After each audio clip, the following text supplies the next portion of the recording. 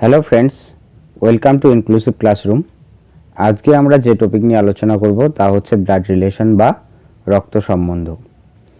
বিভিন্ন রকম প্রতিযোগিতামূলক পরীক্ষায় এই টপিক থেকে কোশ্চেন 1 বা 2 নাম্বার থাকেই।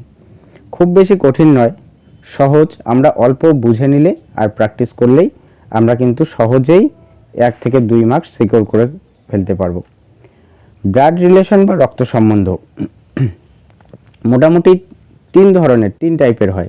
এক হচ্ছে পাজেল টাইপ বা যাকে বলি ফ্যামিলি ট্রি টাইপ। এখানে বিভিন্ন রকম ফ্যামিলি জেনারেশন দেওয়া থাকে, এর মধ্যে বিভিন্ন রকম সদস্যের মধ্যে সম্বন্ধ বের করতে হয়। ঠিক আছে। 2 নাম্বার হচ্ছে ইন্ডিকেটিং টাইপ, যেমন কেউ কাউকে নির্দেশ করে বলতে পারে যে তার বাবা আমারও বাবা হয়, সুতরাং তার সঙ্গে আমার সম্পর্ক কি, এরকম। আর 3 নাম্বার আরেকটা টাইপ হয়, সেটা হচ্ছে কোডেড ব্লাড রিলেশন। এটা একটু হায়ার টাইপের বা হার্ড টাইপের। এটা সাধারণত বিভিন্ন রকম মেইন্স এক্সামে এসে থাকে। তো আজকে আমরা যে টাইপটা নিয়ে আলোচনা করব সেটা হচ্ছে ফ্যামিলি ট্রি টাইপ। ঠিক আছে। এর জন্য কি কি প্রয়োজন? যে যার সঙ্গে রিলেশন বের করতে হবে তার জেনারেশন, জেন্ডার, আর যার সঙ্গে রিলেশন বের করতে হবে তার সঙ্গে রিলেশনশিপ স্ট্যাটাস কি, সে ভাই, সে আমার ভাই কিনা, সে আমার বোন বা পিসি বা ঠাকুরদা ঠাকুমা, এরকম। তো প্রথম যেটা দরকার সেটা ইনফরমেশন, সেটা হচ্ছে জেনারেশন। ঠিক আছে। যতই কঠিন পরীক্ষা হোক না কেন, মোটামুটি এখানে 5টা জেনারেশনের মধ্যেই সীমাবদ্ধ থাকে, এর বেশি কিন্তু দেয় না। ঠিক আছে। তো মনে করো, ধরে নাও কোনো একজন পার্সন এ, তার হচ্ছে রিলেশন বের করতে হবে। ঠিক আছে। তো এবার এর প্রথম জেনারেশন কে হবে? এর প্রথম জেনারেশন হচ্ছে তার great grandfather, great great grandfather বা গ্রেট গ্রেট গ্র্যান্ডমাদার, যেমন তার দাদুর বা ঠাকুরদার বা ঠাকুমার বাবা অথবা মা হচ্ছে গ্রেট গ্রেট। এটা হচ্ছে ফার্স্ট জেনারেশন। সেকেন্ড জেনারেশন তাহলে কে আসবে? ঠাকুরদা অথবা ঠাকুমা বা দিদা দাদু হতে পারে। তারপর থার্ড জেনারেশন কে আসবে? ফাদার অথবা মাদার। ঠিক আছে। এবার ফোর্থ জেনারেশনে কে আসবে? যে পার্সনের সঙ্গে বের করতে হবে রিলেশনশিপ, সেই পার্সনকে আমরা ফোর্থ জেনারেশন হিসেবে ধরে নেব। ঠিক আছে। এরপরে কে হতে পারে? তার ধরে নিলাম এর ছেলে অথবা মেয়ে হতে পারে, সন অথবা ডটারও হতে পারে। ঠিক আছে। তাহলে সে হচ্ছে ফিফথ জেনারেশন। এবার আমরা কিভাবে বের করব? যখন থেকে উপরের দিকে যাবে, অত জেনারেশন উপরের দিকে যাবে, তখন তীর উপরের দিকে দেব। আর হচ্ছে যখন নিচের দিকে আসবে 4 থেকে 5 দিকে, তখন আমরা ইন্ডিকেটিং নিচের দিকে করব। ঠিক আছে। এটা হচ্ছে ফার্স্ট আমাদের যেটা ইনফরমেশন দেওয়া থাকবে। সেকেন্ড দেওয়া থাকবে আমাদের জেন্ডার, যার সম্বন্ধে বা যার সঙ্গে রিলেশন, যার সম্বন্ধে বলা হবে তার জেন্ডার কি হতে পারে, মেল বা ফিমেল। ঠিক আছে। একে আমরা যখন সলভ করব কোশ্চেন, তখন মেল হলে আমরা স্কোয়ার বা বক্স দিয়ে ইন্ডিকেট করব, আর ফিমেল হলে কি করব? তাকে সার্কেল দিয়ে ইন্ডিকেট করব। ঠিক আছে। থার্ড যেটা, সেটা হলো রিলেশনশিপ স্ট্যাটাস, অর্থাৎ যার সঙ্গে আমরা রিলেশন বের করব তার সঙ্গে যে মেম্বার আছে ফ্যামিলি, তাদের রিলেশন কি। এটা হতে পারে ভাই বোনের সম্পর্ক, যেমন ব্রাদার বা সিস্টার। ব্রাদার ব্রাদার রিলেশন হতে ব্রাদার সিস্টার। যখন ব্রাদার ব্রাদার আসবে বা ব্রাদার সিস্টার আসবে, তখন আমরা তাকে প্লাস চিহ্ন দিয়ে ডিনোট করব। ঠিক আছে। আর যখন হাজব্যান্ড ওয়াইফ আসবে, তখন আমরা কি করব? তাকে ক্রস চিহ্ন দিয়ে ইন্ডিকেট করব। যেমন এখানে হাজব্যান্ড আর ওয়াইফ, হাজব্যান্ড কি মেল, সুতরাং এখানে কি হলো? বক্স। আর ওয়াইফ কি ফিমেল, তাই না? ওয়াইফ ফিমেল, তখন আমরা কি দিয়ে ইন্ডিকেট করব? তাকে ক্রস দিয়ে ইন্ডিকেট করব। এখানে যেমন ব্রাদার সিস্টার, ব্রাদার কি মেল, সিস্টার কি ফিমেল, সার্কেল, মাঝখানে কি প্লাস। এই হয়ে গেল আমাদের বেসিক। এবার আমরা কিছু কোশ্চেন নিয়ে আলোচনা করব, তাহলেই তোমরা সহজেই বুঝতে পারবে যে কিভাবে ব্লাড রিলেশনের কোশ্চেনগুলো সলভ করা হয়। দেখো, এখানে একটা প্রশ্ন দেওয়া আছে। প্রশ্নে বলেছে যে A is father of C, A হচ্ছে সি এর বাবা, অ্যান্ড এবং D is son of B, D হচ্ছে বি এর ছেলে বা পুত্র। এরপর বলা আছে E is brother of A, E হচ্ছে এ এর ব্রাদার।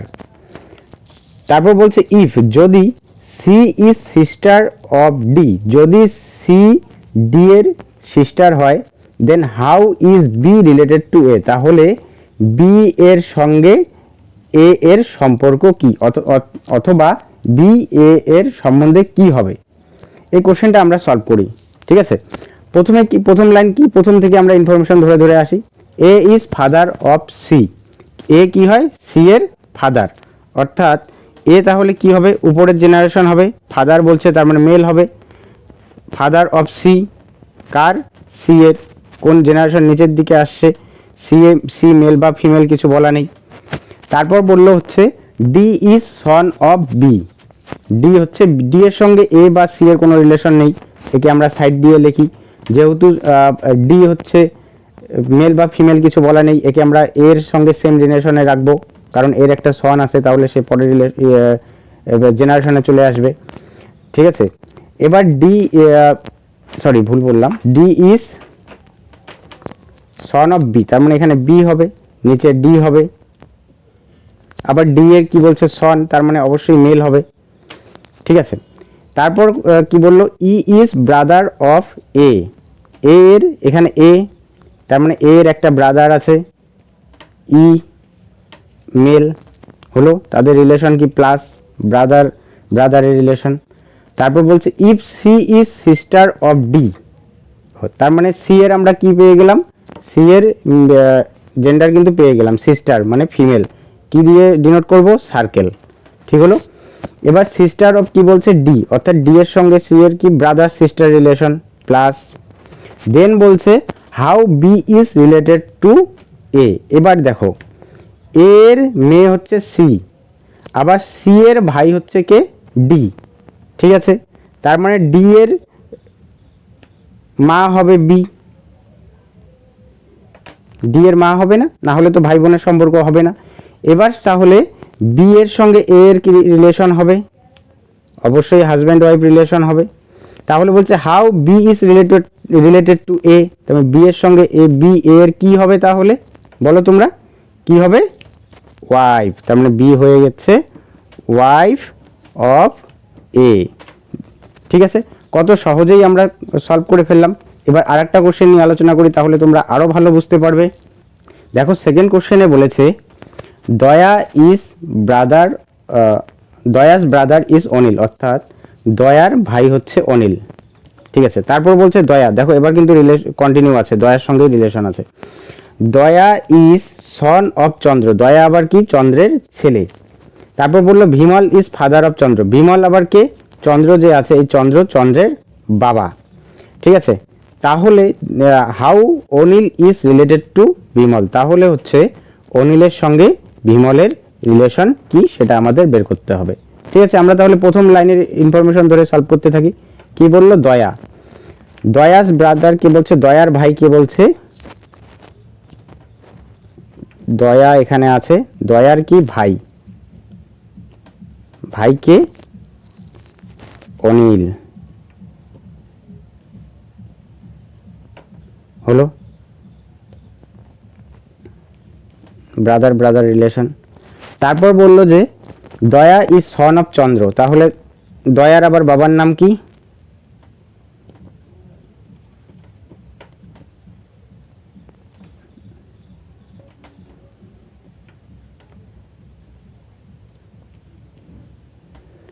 মেল, চন্দ্র।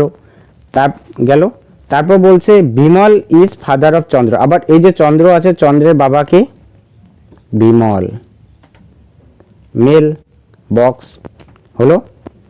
তারপর বলল যে how Anil is related two Bimal, তাহলে অনিল বিমলের কি হবে বলো তোমরা, নাতি হবে না, গ্র্যান্ডসন হবে না, তা অনিল ইজ, তাহলে কি হয়ে গেল, Anil,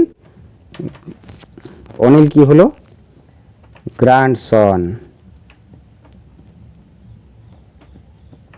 grandson car, grandson of Bimal, অর্থাৎ সহজেই আমরা বের করে ফেললাম অনিল কি হবে, নাতি হবে বিমলের। ঠিক আছে, এবার আমরা আরেকটা কোশ্চেন দেখি।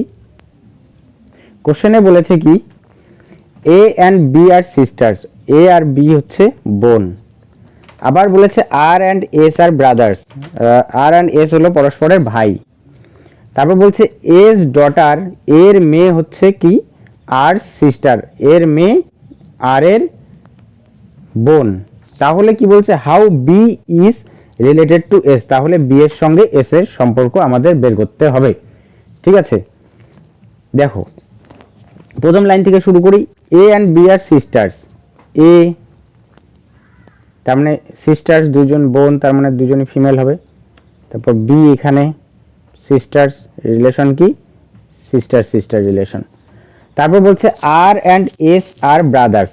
আর আর এস হচ্ছে ভাই, কিন্তু এ আর বি এর সঙ্গে আমরা কোনো রিলেশন খুঁজে পাচ্ছি না, তাই আমরা একে সাইডে লিখলাম। আর মেল বলছে ব্রাদার্স দুইজনে, আর কে এস আর ব্রাদার্স, ঠিক আছে লিখলাম আমরা। তারপরে বলছে হচ্ছে S daughter is আর্স।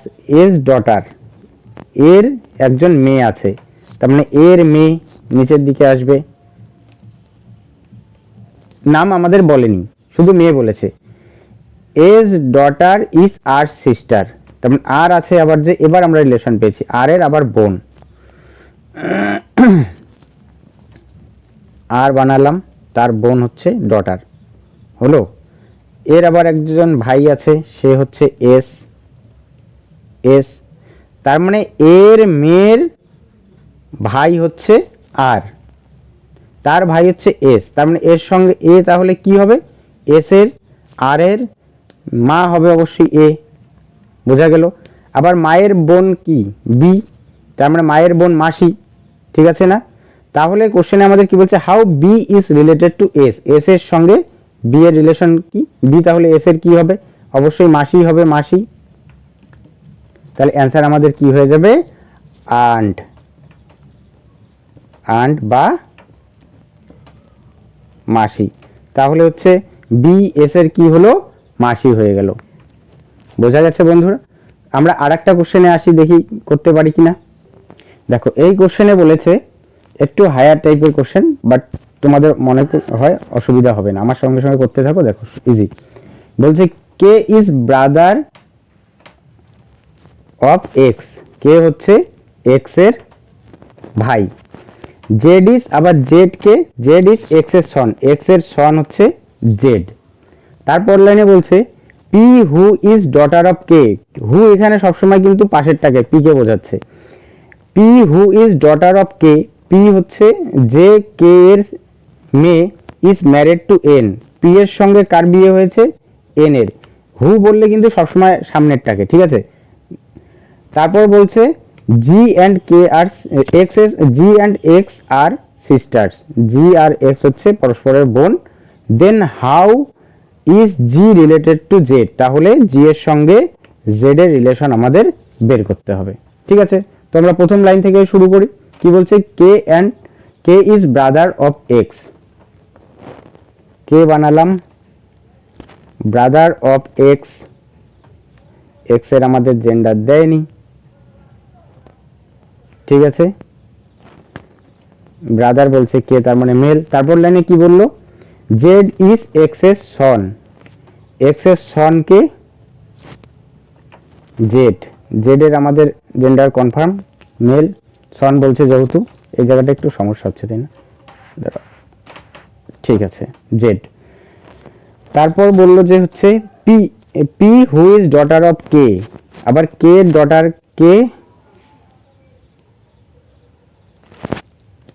K daughter হচ্ছে